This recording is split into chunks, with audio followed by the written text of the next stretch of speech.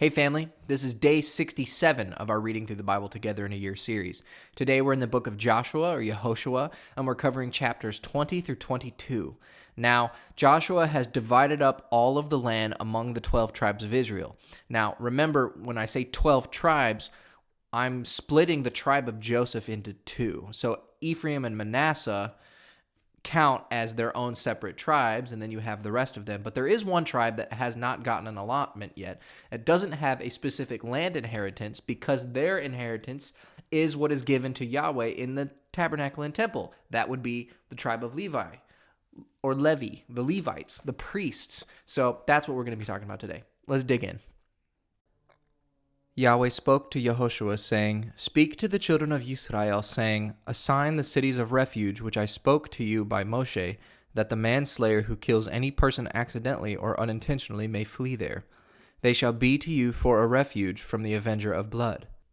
He shall flee to one of those cities, and shall stand at the entrance of the gate of the city, and declare his case in the ears of the elders of that city. Then they shall take him into the city with them, and give him a place that he may live among them.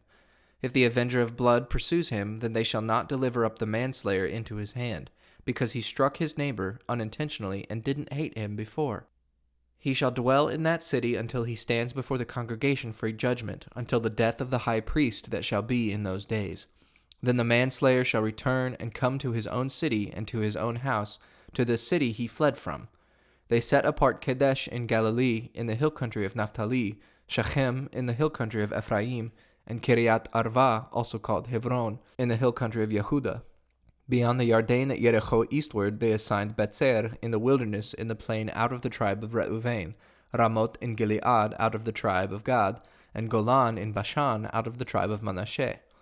These were the appointed cities for all the children of Israel, and for the alien who lives among them, that whoever kills any person unintentionally might flee there, and not die by the hand of the avenger of blood, until he stands trial before the congregation. Then the heads of the fathers' houses of the Levites came near to Eleazar the priest, and to Yehoshua the son of Nun, and to the heads of the fathers' houses of the tribes of the children of Israel. They spoke to them at Shiloh in the land of Canaan, saying, Yahweh commanded through Moshe to give us cities to dwell in, with their pasture lands for our livestock. The children of Israel gave to the Levites out of their inheritance, according to the commandment of Yahweh, these cities with their pasture lands. The lot came out for the families of the Kohathites. The children of Aaron the priest, who were of the Levites, had 13 cities by lot out of the tribe of Yehuda, out of the tribe of the Shimonites, and out of the tribe of Benjamin. The rest of the children of Kohath had 10 cities by lot out of the families of the tribe of Ephraim, out of the tribe of Dan, and out of the half-tribe of Manasseh. The children of Gershon had 13 cities by lot out of the families of the tribe of Yisachar, out of the tribe of Asher, out of the tribe of Naphtali, and out of the half-tribe of Manasseh in Bashan. The children of Merari, according to their families, had 12 cities out of the tribe of Reuven, out of the tribe of Gad, and out of the tribe of Zebulun. The children of Israel gave these cities with their pasture lands by lot to the Levites, as Yahweh commanded by Moshe. They gave out of the tribe of the children of Yehuda, and out of the tribe of the children of Shimon, these cities which are mentioned by name. And they were for the children of Aaron of the families of the Kohathites, who were of the children of Levi, for theirs was the first lot. They gave them Kiryat Arva, named after the father of Anak, also called Hebron, in the hill country of Yehuda, with its pasture lands around it. But they gave the fields of the city and its villages to Caleb, the son of Jephunneh, for his possession. To the children of Aaron the priest they gave Hebron with its pasture lands, the city of refuge for the manslayer, Livnah with its pasture lands, Yatir with its pasture lands, Eshtemoa with its pasture lands, Holon with its pasture lands, Devir with its pasture lands, Ain with its pasture lands, Utah with its pasture lands, and Beth Shemesh with its pasture lands, 9 cities out of those 2 tribes.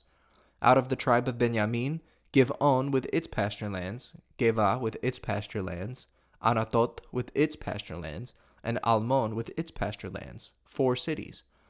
All the cities of the children of Aaron the priests were 13 cities with their pasture lands. The families of the children of Kohath, the Levites, even the rest of the children of Kohath, had the cities of their lot out of the tribe of Ephraim.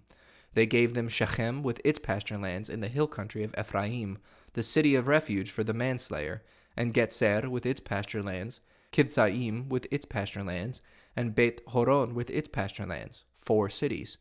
Out of the tribe of Dan, El-Takeh with its pasture lands, Givaton with its pasture lands, Ayalon with its pasture lands, Gat-Rimmon with its pasture lands, 4 cities. Out of the half-tribe of Manasseh, Ta'anak with its pasture lands, and Gat-Rimmon with its pasture lands, 2 cities. All the cities of the families of the rest of the children of Kohath were 10 with their pasture lands. They gave to the children of Gershon, of the family of the Levites, out of the half-tribe of Manasseh, Golan in Bashan with its pasture lands, the city of refuge for the manslayer, and Be-Eshtarah with its pasture lands, 2 cities. Out of the tribe of Yisachar, Kishion with its pasture lands, Davarat with its pasture lands, Yarmut with its pasture lands, Ein Ganim with its pasture lands, 4 cities. Out of the tribe of Asher, Mishal with its pasture lands, Avdon with its pasture lands, Helkath with its pasture lands, and Rehov with its pasture lands, 4 cities. Out of the tribe of Naphtali, Kadesh in Galilee with its pasture lands, the city of refuge for the manslayer, Hamoth Dor with its pasture lands, and Kartan with its pasture lands, 3 cities. All the cities of the Gershonites according to their families were 13 cities with their pasture lands. To the families of the children of Merari, the rest of the Levites, out of the tribe of Zebulun, Yokneam with its pasture lands, Karta with its pasture lands, Dimnah with its pasture lands, and Nahalal with its pasture lands, 4 cities. Out of the tribe of Reuven, Betzer with its pasture lands, Yahatz with its pasture lands, Kedemoth with its pasture lands, and Mephaat with its pasture lands, 4 cities. Out of the tribe of Gad, Ramoth in Gilead with its pasture lands, the city of refuge for the manslayer, and Mahanaim with its pasture lands, Heshbon with its pasture lands, Yatzer with its pasture lands, 4 cities in all. All these were the cities of the children of Merari according to their families, even the rest of the families of the Levites. Their lot was 12 cities. All the cities of the Levites among the possessions of the children of Israel were 48 cities with their pasture lands. Each of these cities included their pasture lands around them. It was this way with all these cities. So Yahweh gave to Israel all the land which he swore to give to their fathers. They possessed it and lived in it. Yahweh gave them rest all around according to all that he swore to their fathers. Not a man of all their enemies stood before them. Yahweh delivered all their enemies into their hand. Nothing failed of any good thing which Yahweh had spoken to the house of Israel. All came to pass. Then Yehoshua called the Reubenites, the Gadites, and the half-tribe of Manasseh, and said to them, You have kept all that Moshe the servant of Yahweh commanded you, and have listened to my voice in all that I commanded you. You have not left your brothers these many days to this day, but have performed the duty of the commandment of Yahweh your God. Now Yahweh your God has given rest to your brothers as he spoke to them.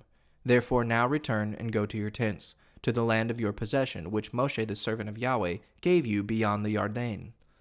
Only take diligent heed to do what the commandment and the law which Moshe the servant of Yahweh commanded you, to love Yahweh your God, to walk in all his ways, to keep his commandments, to hold fast to him, and to serve him with all your heart and with all your soul. So Yehoshua blessed them and sent them away, and they went to their tents. Now to the one half-tribe of Manasseh Moshe had given inheritance in Bashan, but Yehoshua gave to the other half among their brothers beyond the Yarden, westward. Moreover, when Yehoshua sent them away to their tents, he blessed them and spoke to them, saying, Return with much wealth to your tents, with very much livestock, with silver, with gold, with bronze, with iron, and with very much clothing. Divide the plunder of your enemies with your brothers. The children of Reuven and the children of Gad and the half-tribe of Manasseh returned, and departed from the children of Israel out of Shiloh, which is in the land of Canaan, to go to the land of Gilead, to the land of their possession, which they owned, according to the commandment of Yahweh by Moshe. When they came to the region near the Yarden that is in the land of Canaan, the children of Reuven and the children of Gad and the half-tribe of Manasseh built an altar there by the Yarden, a great altar to look at. The children of Israel heard this. Behold, the children of Reuven and the children of Gad and the half-tribe of Manasseh have built an altar along the border of the land of Canaan, in the region around the Yarden, on the side that belongs to the children of Israel. When the children of Israel heard of it, the whole congregation of the children of Israel gathered themselves together at Shiloh to go up against them to war. the children of Israel sent to the children of Reuven and to the children of Gad and to the half-tribe of Manasseh into the land of Gilead, Pinhas the son of Eleazar the priest. With him were 10 princes, 1 prince of a father's house for each of the tribes of Israel, and they were each head of their father's houses among the thousands of Israel. They came to the children of Reuven and to the children of Gad and to the half-tribe of Manasseh, to the land of Gilead, and they spoke with them, saying, The whole congregation of Yahweh says, What trespass is this that you have committed against the God of Israel, to turn away today from following Yahweh, in that you have built yourselves an altar to rebel today against Yahweh?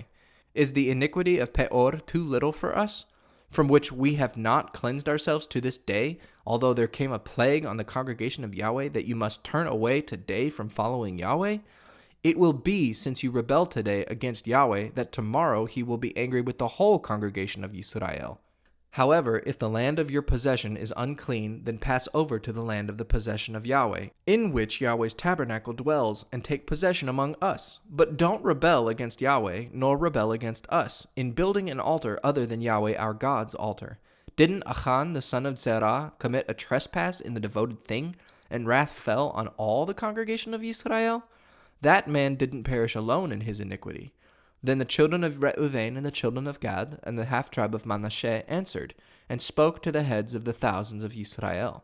The mighty one God, Yahweh, the mighty one God, Yahweh, he knows, and Israel shall know. If it was in rebellion, or if in trespass against Yahweh, don't save us today, that we have built us an altar to turn away from following Yahweh, or if to offer burnt offering, a meal offering, or if to offer sacrifices of peace offerings, let Yahweh himself require it.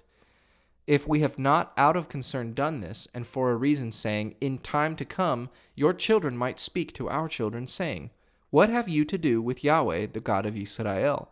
For Yahweh has made the Yarden a border between us and you, you children of Reuven and children of Gad. You have no portion in Yahweh. So your children might make our children cease from fearing Yahweh. Therefore we said, Let's now prepare to build ourselves an altar, not for burnt offering, nor for sacrifice, but it will be a witness between us and you, and between our generations after us, that we may perform the service of Yahweh before him with our burnt offerings, with our sacrifices, and with our peace offerings, that your children may not tell our children in time to come, You have no portion in Yahweh. Therefore we said, It shall be when they tell us or our generations at this in time to come, that we shall say, Behold the pattern of Yahweh's altar, which our fathers made, not for burnt offering, nor for sacrifice, but it is a witness between us and you. Far be it from us that we should rebel against Yahweh, and turn away today from following Yahweh, to build an altar for burnt offering, for meal offering, or for sacrifice, besides Yahweh our God's altar that is before his tabernacle. When Pinhas the priest and the princes of the congregation, even the heads of the thousands of Israel that were with him, heard the words that the children of Reuven and the children of Gad and the children of Manasseh spoke, it pleased them well. Pinhas the son of Eleazar the priest said to the children of Reuven, to the children of Gad, and to the children of Manasseh, Today we know that Yahweh is among us, because you have not committed this trespass against Yahweh. Now you have delivered the children of Israel out of Yahweh's hand. Pinhas the son of Eleazar the priest and the princes returned from the children of Reuven and from the children of Gad out of the land of Gilead to the land of Canaan, to the children of Israel, and brought them word again. The thing pleased the children of Israel, and the children of Israel blessed God, and spoke no more of going up against them to war, to destroy the land in which the children of Reuven and the children of Gad lived. The children of Reuven and the children of Gad named the altar, A witness between us that Yahweh is God. So, fairly interesting point that the Levites don't have any specific land. They don't have an inheritance among the land for themselves, but they are given cities spread across the tribes to live in. And it's so that there can be priests living among all the people of Israel. It's so that the people of the tribe of Naphtali, right, that they can go to the specific cities where the priests live and have priestly things done for them by the Levites. I think it's really cool. There's an emphasis and a repetition in the every city and its pasture land, so that the priests are able to take the gifts given to Yahweh and raise cattle and be able to take care of themselves around the city and stuff like that. And also, the Levites are given the responsibility, which we see abused in the time of Jesus when he goes and flips the temple, but they're given the responsibility to have livestock that people traveling from far away can come and purchase. And come and purchase so that they can make a sacrifice, or the Levites can make the sacrifice for the people. So it's just cool. It's just interesting. But I also like this other thing where those tribes, Reuben, Gad, and half of the tribe of Manasseh are living on the opposite side of the Jordan, right? Outside of the promised land, technically. And they build an altar that's similar to the altar of the tabernacle at the Jordan River. And all the Israelites that are in the promised land are like, you're already bowing down to false gods. God, Yahweh is going to kill us. Yahweh is going to be against us for you. So they come at them with war, and Reuben and Gad and Manasseh, or the half tribe of Manasseh, they say, no, stop. We just put this altar here as a witness so that future generations of your children and our children, your children who live in the technical promised land can't say, oh, you guys live outside of the Jordan River, so therefore you're not part of Yahweh's portion, right? It's just this. This is a witness between us and you. I think that's an interesting story. I like it. I don't really have much to say about it, other than it's just kind of neat that they considered what the future generations could do to each other as in terms of causing conflict, and they wanted to put an end to it before. But also, just it's not good, I think, or is it good that the promised land tribes, the ones who have the inheritance inside the Jordan River, between the Jordan River and the sea, the actual promised land, that they were just ready to go and destroy their brothers over this offense, which I don't know. I mean, that's something to consider and think about. So maybe you can go ahead and consider and think about it as you have a wonderful day.